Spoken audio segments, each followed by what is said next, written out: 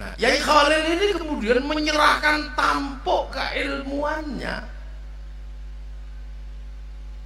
Tampuk keilmuannya Yai Khalil ini diserahkan secara keseluruhan kepada Yai Hasyim Asy'ari. Wis kekno sak tongkate sak apa dikekno.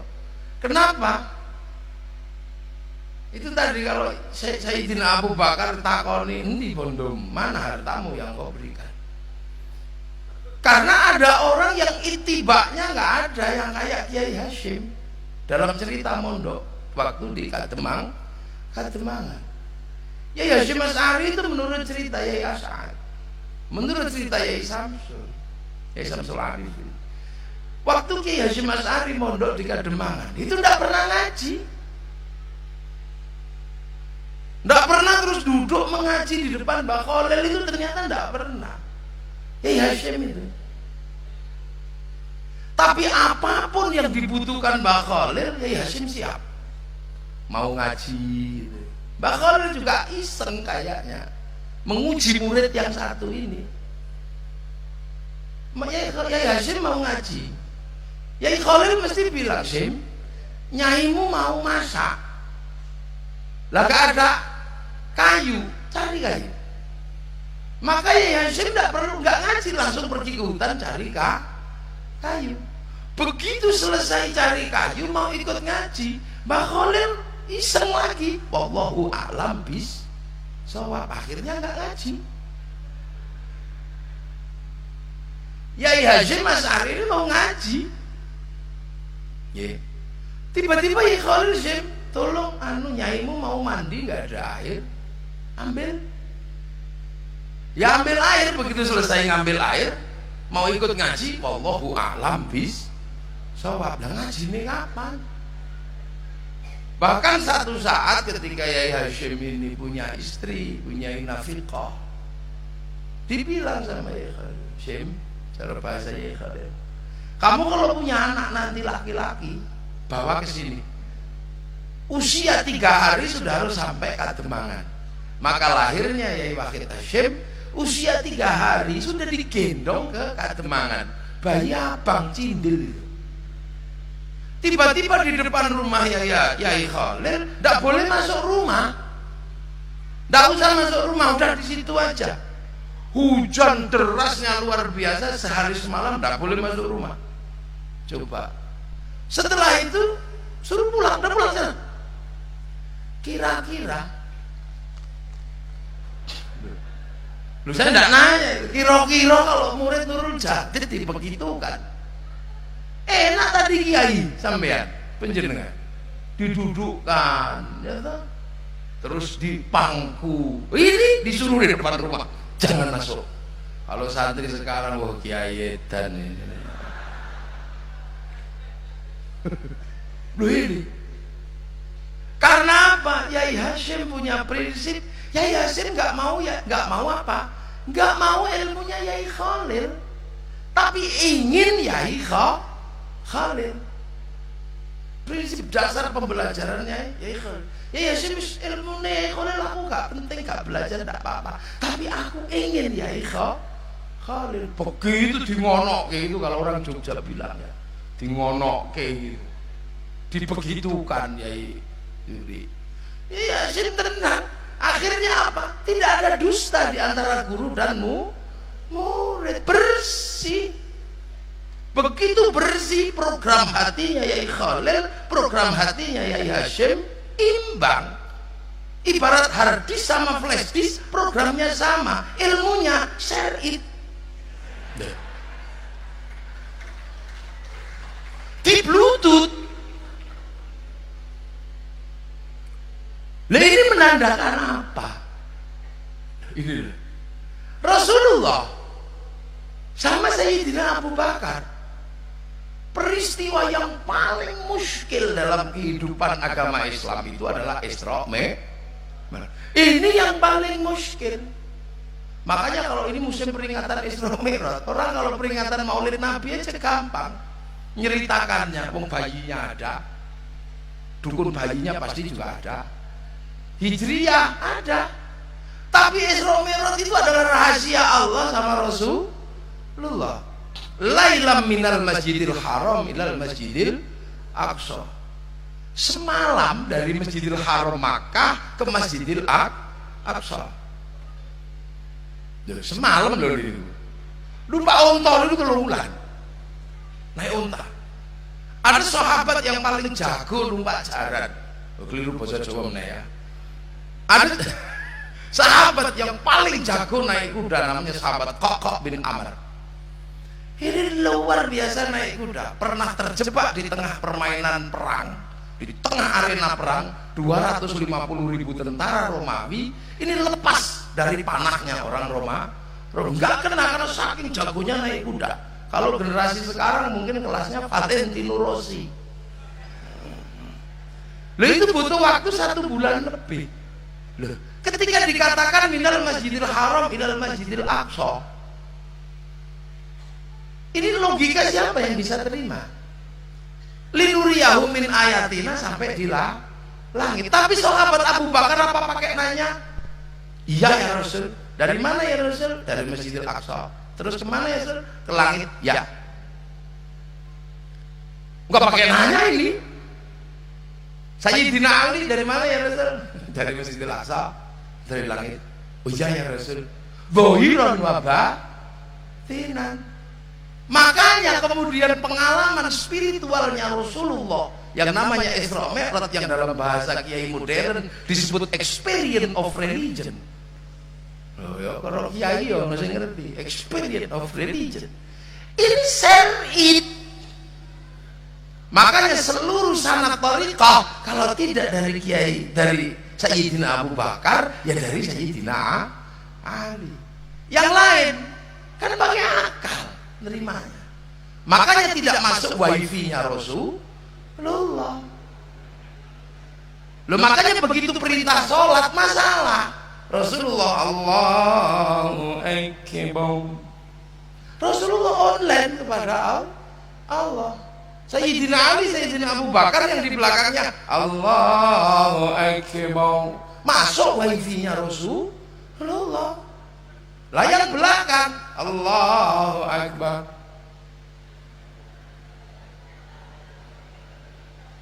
Disikut temennya, Tuhannya kelihatan nggak? Enggak. Saking susahnya menerima sampai kemudian dibilang ubudullah ka'annaka tarahu fa illam takun tarahu fa innahu yara. Ya udahlah, kamu ibadah seolah kamu lihat aku. Kalau kamu nggak lihat aku, yakinlah aku lihat engkau. Ini yang ini kan kurikulum pembelajaran. Kurikulum pembelajaran. Sunan Kalijaga, saya minta kalau ini Sunan Kalijaga. Udah duduk kamu 3 tahun situ, jangan kembali. Jangan berdiri sebelum aku pulang. Loh, kita nggak kebayang ya orang kayak Sunan Kalijogo itu. Namanya itu berandal loko. Berandal maling gitu aja. Loko itu kondang, Joyo itu sekti. Tiba-tiba sama Sunan Bonang suruh nungguin tongkat. Yang tongkat itu nggak ada yang nunggu, juga nggak ada yang nyuri. Lo tongkat itu dari bambu, siapa sih ngomong sama sing nggak ada yang nunggu, juga nggak ada yang nyuri. Kelasnya Berandal Loko Joyo diterima jadi murid cuma nunggu tongkat. Kan sama sekali nggak bergengsi. Lu kalau rajanya Berandal kamu tak terima jadi muridku, tapi tolong perampok setapal kuda kamu selesaikan, siap kiai, pekerjaan gagah. Lah ini rajanya Berandal tunggu tekan dia. Ini kan jelek sekali ini. Itu sama dengan banser dari Probolinggo. Sama, tiba-tiba saya datang. Assalamualaikum. Oh iya kiai, ada apa? Kamu ikut ngaji saya ya? Oh iya kiai. Kemana? Saya mau ngaji ke Banyuwangi. Tapi di Gunung Kumiter itu ada perampok. Saya kalau nggak lewat situ, kalau perampoknya ngedang saya, nggak bisa saya. Kamu kan jago kelai. Oh iya kiai, siap.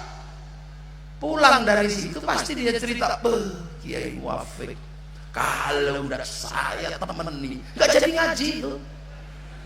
Oh ceritanya pasti kemana-mana. Akan sangat berbeda ketika kemudian dia ikut ngaji. Siap kiai. Apa? Kemana? Ke Banyuwangi. Tugas saya apa Ki? Ya sudah, nanti kalau saya naik, sendal saya kan ngadep ke sini. Nah kalau turun kamu depin ke sana. Itu pasti nggak akan cerita, kan ini pekerjaan nggak bergengsi sama sekali. Apa ini? Gini aja. Deh, makanya. Nah, Sunan Geseng cuma disuruh duduk itu 3 tahun.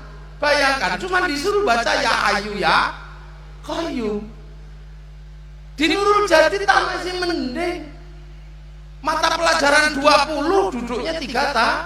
Ini mata pelajaran cuma ya kayu ya qayyum, duduk 3 tahun. Saking ngantuk sampai keliru yo kayu yo kayumu. Saya ngantuk ini ya. Lu tapi syar'i juga ilmunya. Kenapa? Ini ada fase-fase orang mengikuti Rasulullah. Rasulullah jelas kurikulumnya sederhana. Laqad kana lakum fi Rasulillahi uswatun hasanah wa innaka la'ala khuluqin adzim. Pokoknya asal nyontoh, lihat gini, tidak ada sakit, tidak ada prasangka apa-apa. Pasti kena syariat Rasulullah. Nah, setelah Rasulullah ini kurikulum berikutnya, ini kan kurikulum para wali. Nah, kurikulum para wali ini standar. Innal ladzina qalu rabbuna Allah tsumma istaqamu. Nah, rabbuna Allahnya mudah, tsumma istaqamunya itu yang susah. Maka sekarang orang susah cari murid-murid yang bisa bertahan dalam tsumma istaqamu ini, susah. Duduk 3 tahun coba. Karena duduk 3 tahun ya hayu ya qayyum, ya manjing. Lah sekarang kadang duduk 2 tahun ya Allah, ya Allah, Allah, Allah, Allah, Allah, Allah, Allah, Allah, ya Allah, ya Allah, Allah yo, keringgingan, ya Allah, ya Allah, ya Allah, Allah, lama sekali. Jadi wong Yogyakarta malah suwene.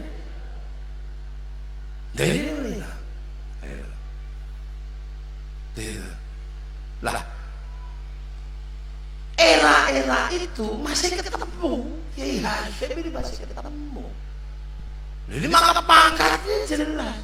Lah karena kemudian pendidikan ulama, pendidikan wali ini sangat susah, maka kemudian kita ini akhirnya mau tidak mau mengikuti kurikulumnya ulama.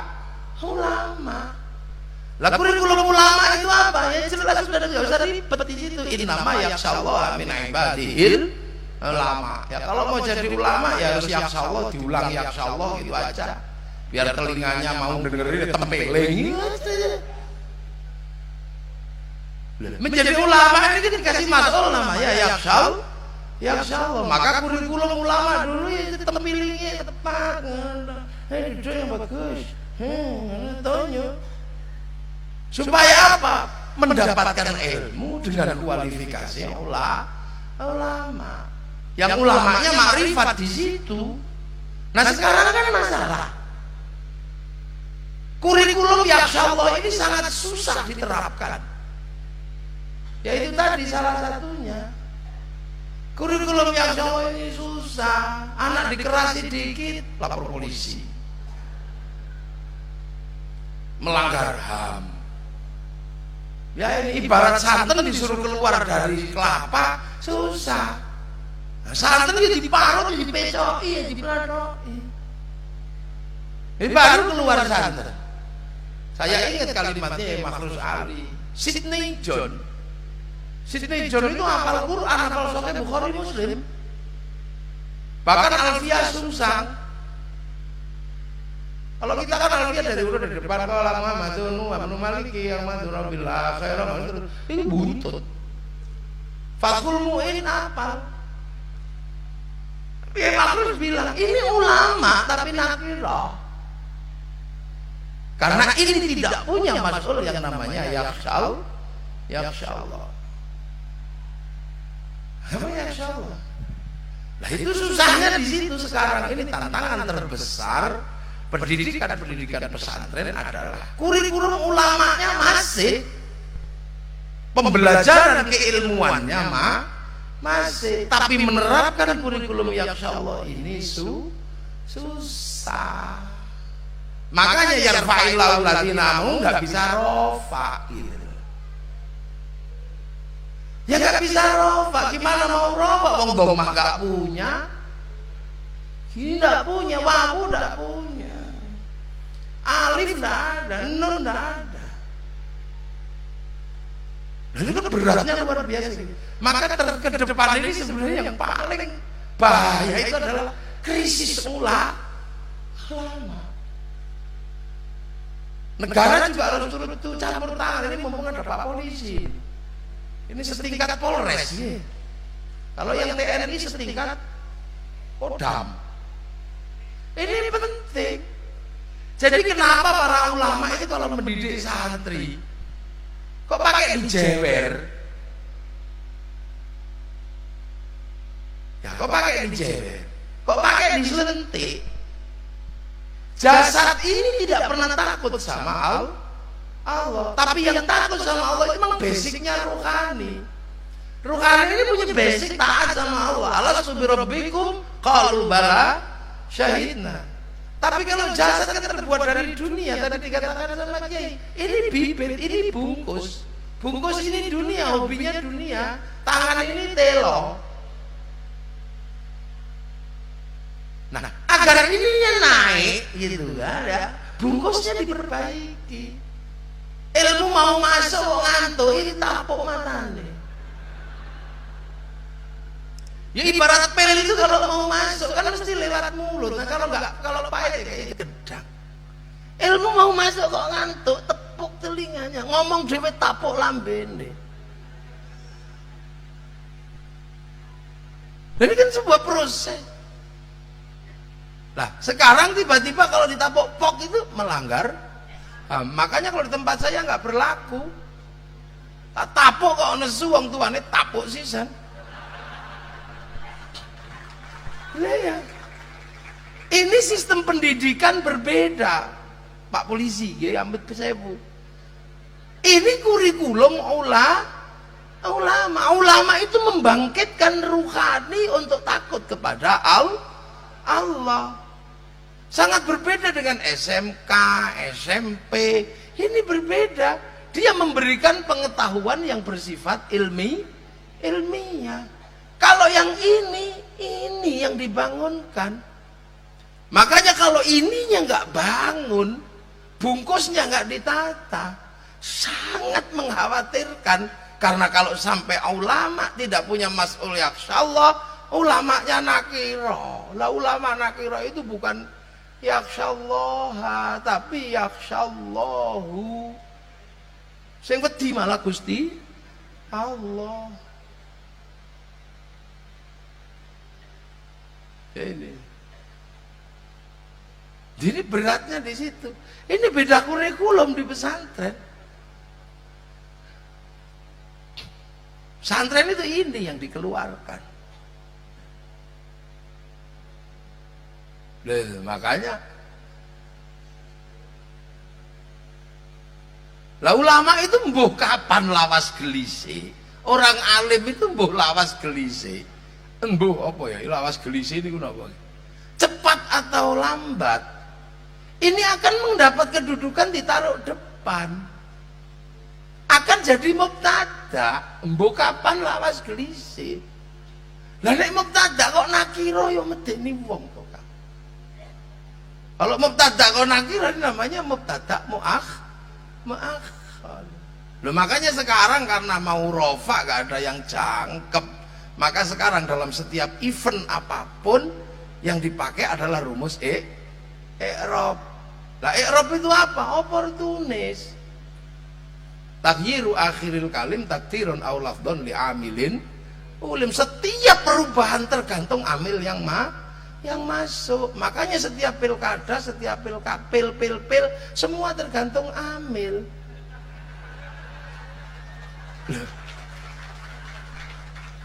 Ini fenomena. Kenapa tidak dhamma, tidak kempel?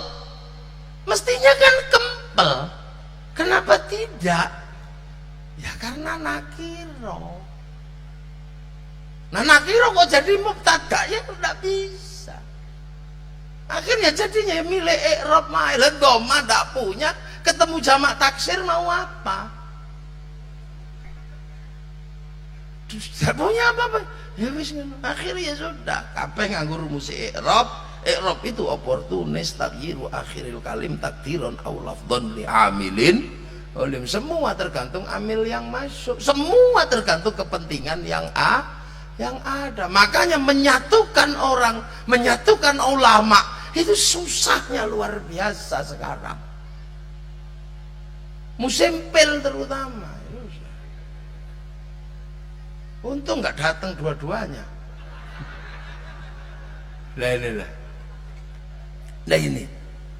Nah, makanya kita ini lahir di eranya ulama, mendapatkan ilmu sekelas pangkat ulama. Makanya kemudian Mbah Khalil kepada Mbah Hashim agar orang tidak lupa kedudukan kita ini hari ini adalah pangkat muridnya ulama, maka dikumpulkan dalam satu organisasi namanya Nahdlatul Ulama biar nggak lupa. Loh, ini tepuk tangan sing banter. Nah inilah. Coba kalau kita hidup di zaman Nabi, sahabat kita ini. Kalau hidup mau pinter mau bodoh asal ketemu Nabi, sahabat.